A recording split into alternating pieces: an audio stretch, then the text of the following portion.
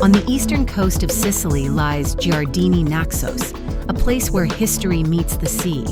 From above, Giardini Naxos reveals a wide bay framed by mountains and open water, with a coastline that curves gently along the Ionian Sea.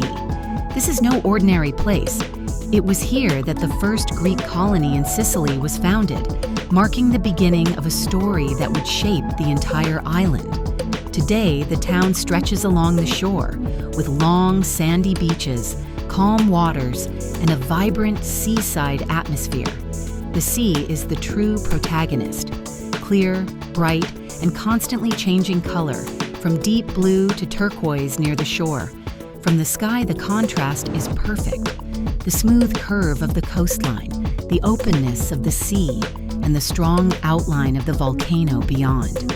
Giardini Naxos is a place of balance, between history and modern life, between land and sea, between calm and energy.